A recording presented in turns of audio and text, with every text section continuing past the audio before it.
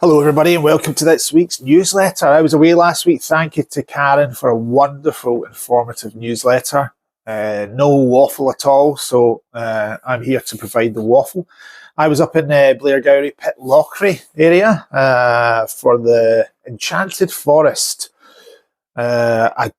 To be honest, I'm pretty sure I could have recreated it with a garden sprinkler and a couple of torches. I wasn't too enamoured by it, but maybe it's because I'm a bit old for it, possibly.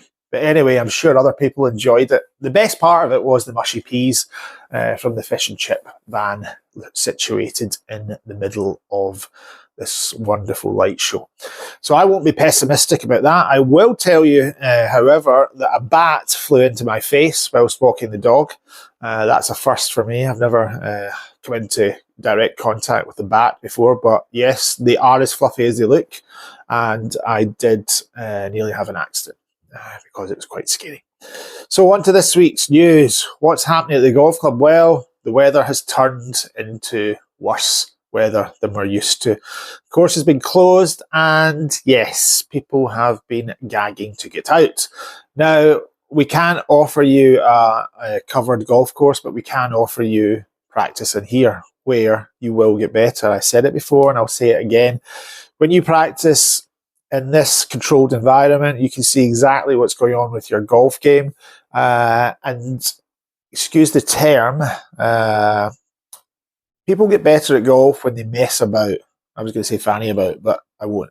So when they mess about, they say, what does this do? What does that do? You can actually learn how to control a golf ball, but without actually controlling the strike of the golf ball on the club face, or indeed where the club hits the ground, it's pointless, right? So when you're practicing, you always want to practice with boundaries. So I'm going to show you a picture of a mat that you're going to create, and you're going to practice with this mat and try and stay within the boundaries of this mat with where the red lines are. You don't necessarily need to go to a driving range.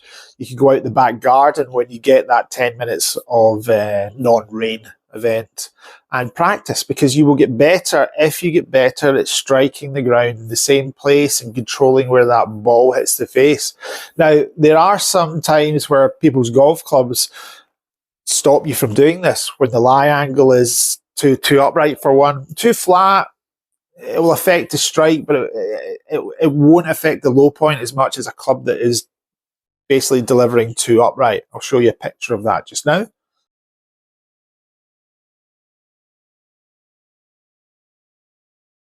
So it's important when you're practicing, you actually know that your golf clubs are up to the challenge, okay? When you go to get fitted for lie angle at certain places, they make you hit off a lie board, which sits above the ground about that much. It's made of plastic. And to be quite frank, a lot of people are absolutely petrified of hitting into it. So it doesn't really reflect the delivered lie angle of the club. It can actually it can give you a reading of lie angle depending on your faults in your golf swing, which isn't a good thing. Where Foresight Quad comes into its own, it shows you how that club is delivering each time. And if the club is delivering poorly for you, it will affect where you hit the ground and it will affect where you hit the ball in the face. So make sure that your golf clubs are actually suitable for the way you deliver the club.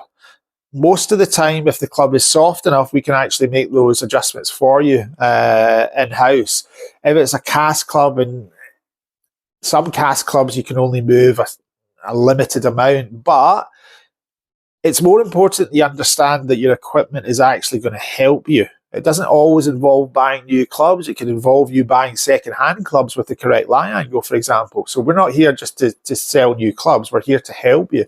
But if you're going to put in some practice this winter, make sure that you're actually using golf clubs that aren't having an effect on how you're delivering the club. We'll do it. It doesn't take long for us to do it. It's half an hour. A small cost will be involved because that's just what business is all about. And it will show you exactly what you're doing. And if we can actually help by bending your golf clubs into the correct lie angle for you. Feel free to drop in send me a message or whatever, and we can help you with this. But if you are going to put some time and effort into practicing, let's make sure that you're using the correct clubs that are going to help you. But it's not always about buying new clubs. The second-hand market is buoyant. There's lots of things out there that we can advise you to get that's going to help your golf. So it's never a sales exercise for us. We use our experience to help every golfer that comes in. We charge for our services, as I say, because it's a business. I've got to make a living.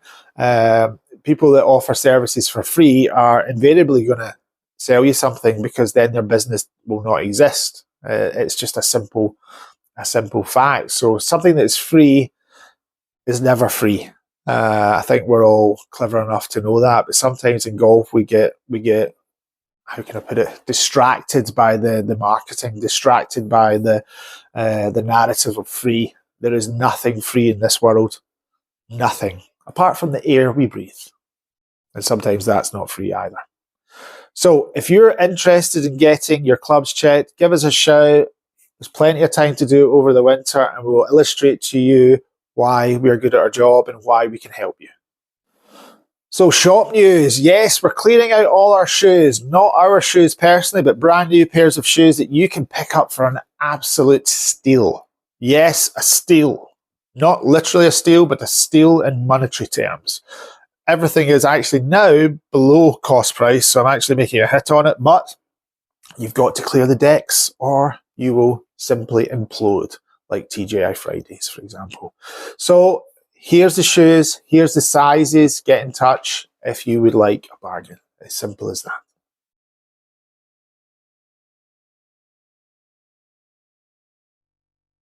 That's all for this week.